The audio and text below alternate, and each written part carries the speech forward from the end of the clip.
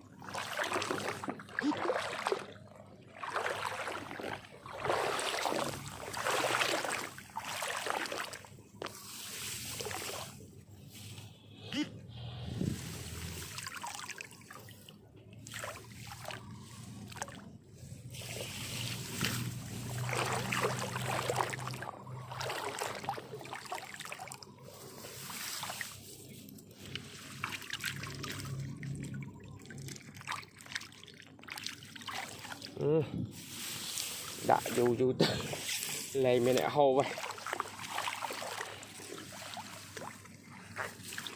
Đã bị số rồi nó môi bị bay phật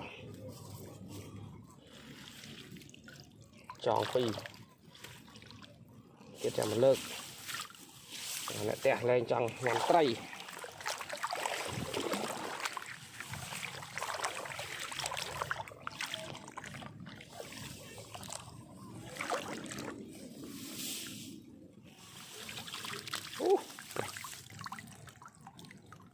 Rành liền độc sân này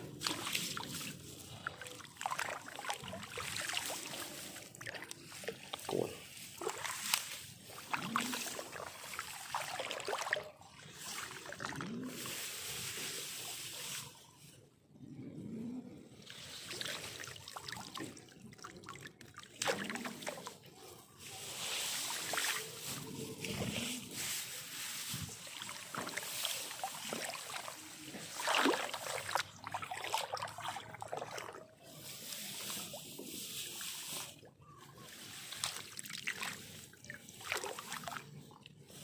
yên.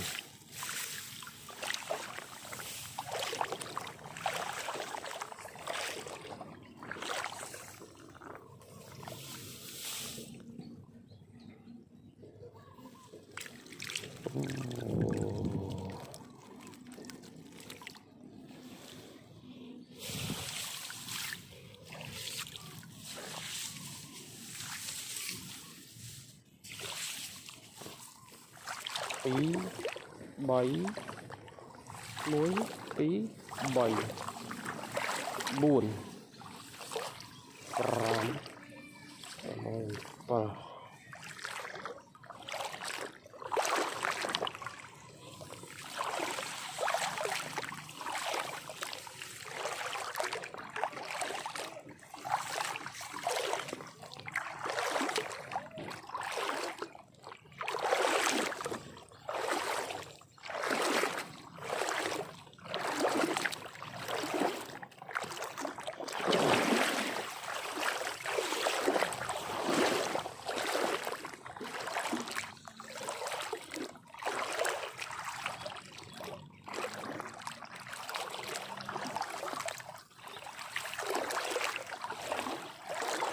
ồ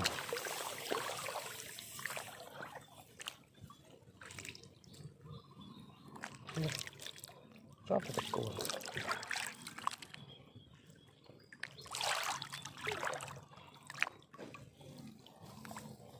Cái này có đồ ngọt lắm.